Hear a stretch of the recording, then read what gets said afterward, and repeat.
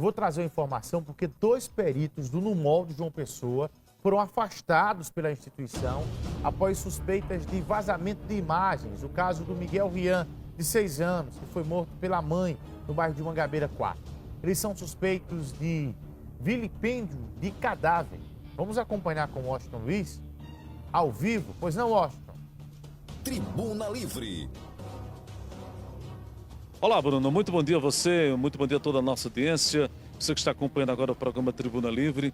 Olha, 2 servidores do Departamento de Medicina Legal foram afastados em função do vazamento de algumas fotos cadavéricas da criança que foi morta pela mãe. Esse processo, os 2 servidores irão ter o direito ao contraditório.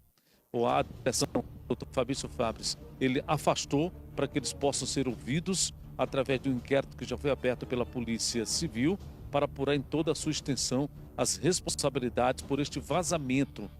E por isso, e essas e outras razões, convidamos o Dr.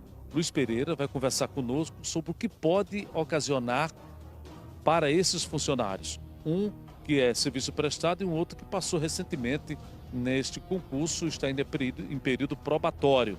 Ao vivo, o doutor Luiz Pereira vai conversar com a gente. Doutor, muito obrigado por atender a nossa equipe. O que é que pode acarretar para esses funcionários e quais os crimes, em caso de ser constatado, que eles cometeram? Bom dia, Washington, bom dia, Bruno, e a todos que nos ouvem e nos veem pela afamada TV Arapuã.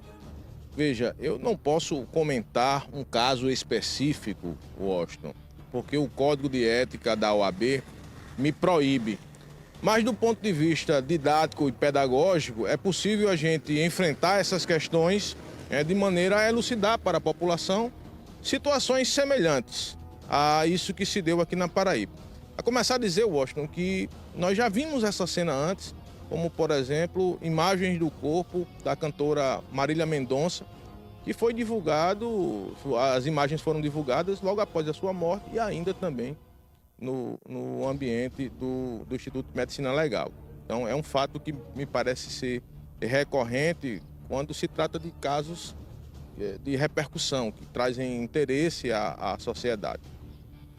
Então, desse ponto de vista, é importante dizer o seguinte, que imagens de corpos decapitados, de corpo passando por perícia, se não for tratado dentro de um ambiente acadêmico, pode ser considerado um crime que a gente chama crime de vilipêndio a cadáver, artigo 212, se eu não me engano.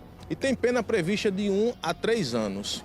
E o que seria esse crime? Seria o desrespeito, a profanação, o desprezo para com o corpo. Outro dia nós tratamos, inclusive na TV Arapuã, sobre o fato de um casal de jovens que teria abortado um feto e teria deixado o corpo ainda no IML, não teria tomado as providências para o sepultamento, né? E se questionava naquela oportunidade também se trata de um vilipêndio a cadáver, e do ponto de vista técnico eu disse que não, porque o fato de não ir enterrar não significa necessariamente um desprezo, não significa necessariamente um desmerecimento à imagem, à honra do cadáver, né? Mas é preciso dizer também que o vilipêndio a cadáver, Washington, ele afeta o sentimento das pessoas da família, né? O pai, a mãe, filho. Neste caso, a mãe que matou o filho está presa ainda. Mas veja, ele ainda tem tios, né? Ainda tem, não sei se irmãos, avós, que precisam ter a preservação da imagem dessa criança. Então, do ponto de vista criminal, a gente tem a possibilidade da ocorrência de um crime chamado vilipêndio a cadáver. E do ponto de vista administrativo, esses servidores devem responder do ponto de vista ético, porque precisam guardar sigilo de sua profissão, né? Apenas a critério, como eu disse, acadêmico, é que uma perícia médica de um corpo e até com determinada autorização da família é que podem ser divulgadas essas imagens. Então, administrativamente, esses servidores podem ser também punidos do ponto de vista da infração ética. É importante dizer, Washington, que para todos os casos, o criminal e o administrativo, é importante a ampla defesa e o contraditório e que sejam punidos e apurados os fatos individuais. para que apenas aquelas pessoas que cometeram os fatos é que sejam realmente punidos.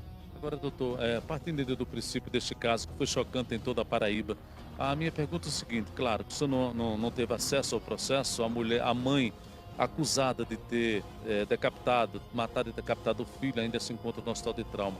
O que é que pode vir a acontecer em sendo constatado as informações que foram relatadas no processo, ela como autora deste homicídio? Novamente, vou tratar dentro do ponto de vista pedagógico, acadêmico, para informar a inúmeros estudantes de direitos interessados no assunto, né? Até advogados, enfim, e curiosos. O que é que nós temos nesse caso? A informação inicial é de que a mãe estava em surto, né, ao matar a criança e que já teve surtos anteriores. Então, me parece que nós estamos tratando de um caso que a gente chama no direito de inimputabilidade penal, ou seja, é quando o cidadão ele não consegue se determinar a partir do conhecimento que se tem da ilicitude de um fato. Ou seja, eu sei que aquilo é um crime e eu não quero cometer, né? E aí impeço a tomada de determinadas decisões, de determinados atos que acabam sendo considerados como crime. Então, do ponto de vista da inimputabilidade penal, é importante dizer que se a defesa de uma pessoa como essa, não necessariamente nesse caso, mas nessas circunstâncias, se a defesa alegar que nós estamos tratando de uma doença mental e for constatada através de perícia a inimputabilidade, ou seja, a doença mental, nós podemos ter não uma pena, né, mas uma medida de segurança, que seria uma internação para tratamento médico. E esse tratamento médico ele é por prazo indeterminado, mas ocorrerá durante a internação uma avaliação periódica para saber se a pessoa pode ou não voltar ao convívio social. Me parece que é um pouco o caso que nós estamos a ver nesse fato da mãe que matou o filho. Doutor, muito obrigado pela participação aqui no programa e pelos esclarecimentos. Obrigado, Austin, obrigado, Bruno, e a todos. Então, isso aí, Bruno, a palavra balizada de um advogado criminalista com larga experiência nesses dois casos que nós acabamos de relatar, que chamou a atenção não só da Paraíba, mas como também de todo o país. É com você. Obrigado, Washington. Mandar um grande abraço para o Dr. Luiz Pereira, um dos mais completos advogados do estado da Paraíba, com a gente agora, ao vivo no nosso programa Tribuna Livre da sua TV Arapuã.